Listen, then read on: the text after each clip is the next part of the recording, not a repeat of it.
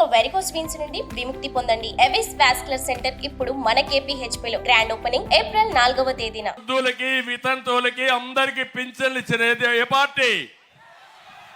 మొట్టమొదటిసారిగా 35 రూపాయల పింఛన్తో ప్రారంభించింది నందమూరి తారక రామారావు గారు.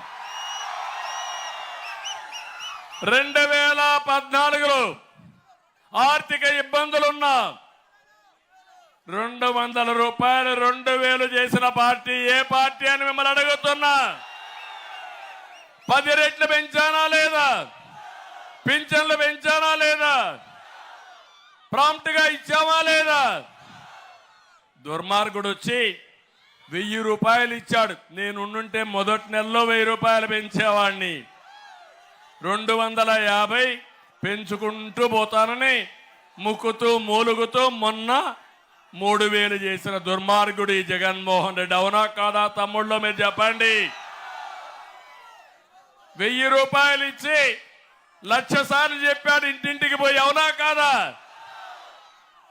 అబద్ధాలు కూడా చెప్పాడు. నేను ఇవ్వలేదంట 2000, ఈయన ఇచ్చాడంట.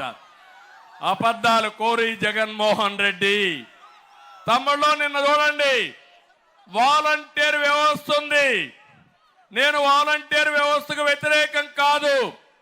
ఒక రాజకీయ పార్టీకి పనిచేస్తే మీ దగ్గర వసూలు చేసిన ట్యాక్సెస్ తో జీతాలు తీసుకుని 5,000 తీసుకొని వైఎస్ఆర్ కాంగ్రెస్ పార్టీకి పనిచేయడం న్యాయమా అని మిమ్మల్ని అడుగుతున్నా.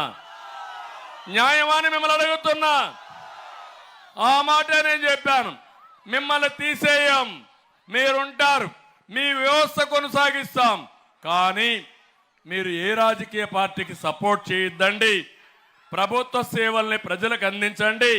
మేము సిద్ధంగా ఉన్నామని చెప్పాను. చెప్పానా లేదా అని మిమ్మల్ని అడుగుతున్నా. ఎన్నికల కమిషన్ ఏం చెప్పారు?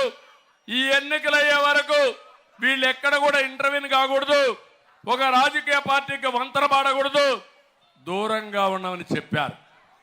తమ్ముళ్ళు అక్కడి నుంచి శవ రాజకీయాలు బయలుదేరాయి. జగన్మోహన్ రెడ్డి అంటే ముసలి వాళ్ళని చంపేయాలని కక్ష కట్టాడు. పండు టాకు లాంటి ముసలి వాళ్ళని వీళ్ళ కోసం నేను ఒకే మాట చెప్పాను. మీ పిల్లలు మిమ్మల్ని చూసుకోకపోయినా మీ ఇంటికి ఒక పెద్ద కొడుకుగా ఉంటా, పెద్దవాళ్ళకు అండగా ఉంటానని చెప్పాను. పెద్ద కొడుకుగా ఉంటానని చెప్పి 5 ఏళ్ళు 1000-2000 రూపాయలు పింఛనిచ్చిన పార్టీ తెలుగుదేశం పార్టీ. అన్నా క్యాంటీన్ పెట్టి పేదవాళ్ళందరికీ 5 రూపాయలకే పూటకు భోజనం పెట్టిన పార్టీ తెలుగుదేశం పార్టీ. ఎవరికైనా పింఛన్ వస్తే 2000 450 రూపాయలతో 3 పూట్ల భోజనం చేసి 1550 రూపాయలు మిగిలిడిగా చేశాను. దాంతో గౌరవం పెరిగింది మా ముసలోళ్ళకందరికి. అవునా కాదా? అది నేను చూపించిన చొరవ. ఎవరైతే పెద్దవాళ్ళు ఉన్నారో వాళ్ళు ఈ రాష్ట్రం కోసం, కుటుంబాల కోసం కష్టపడ్డారు. చివరి రోజుల్లో కష్టపడకూడదని పెద్ద కొడుకుగా వాళ్ళని ఆదుకున్నానని చెప్పి మరొక్కసారి తెలియజేస్తున్నా. నిన్న ఒకటి చూడండి, నేను చెప్పాను చాలా స్పష్టంగా. మీకు సచివాలయం స్టాఫ్ ఉన్నారు, 1,35,000 ఉన్నారు. ఇంటింటికి పోయిస్తే 45 మందికే ఇవ్వాలా. ఒక రోజులో అయిపోతుంది. మీరు ఇప్పించమని డిమాండ్ చేశాను. దుర్మార్గమైన పాలన. వాళ్ళకి ఇవ్వకుండా సచివాలయానికి రమ్మన్నారు. సచివాలయానికి వచ్చారు, ఒకరిద్దరు చనిపోయారు. దానికి కారణం ఇది ప్రభుత్వ హత్యలు తప్ప ఇంకొకటి తమ్ముళ్ళు అని మిమ్మల్ని అడుగుతున్నా. జగన్మోహన్ రెడ్డి, నీకు పాలించడం చేత కాదు, దద్దమ్మవి నువ్వు.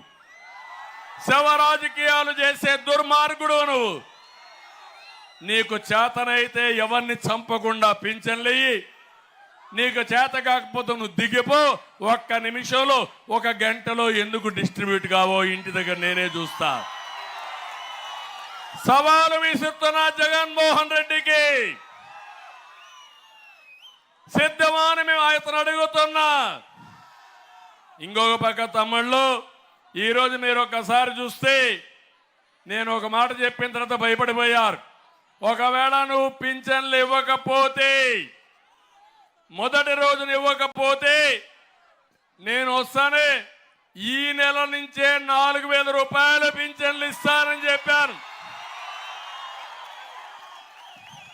దాంతో భయపడిపోయాడు జగన్మోహన్ రెడ్డి. నిన్న డబ్బులు రిలీజ్ చేశాడు జగన్మోహన్ రెడ్డి. ఈరోజు 75-80% ఇచ్చారు. ఈ బుద్ధి జ్ఞానం మొన్నేమైంది జగన్మోహన్ రెడ్డి అంటే.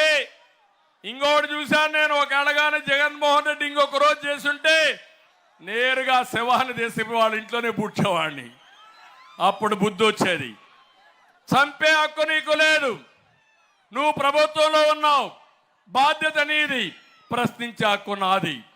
నువ్వు తప్పు చేస్తే నిలదీస్తా, ఇంకా తప్పు చేస్తే ప్రజా సహకారంతో భూస్థాపితం చేస్తాం తప్ప వదిలిపెట్టాం. తమ్ముళ్ళు, నాకు అనిపిస్తుంది శవ రాజకీయాలు చేసే జగన్మోహన్ రెడ్డి ఫ్యాను ఆగిపోయింది. తిరిగే పరిస్థితులు లేదు.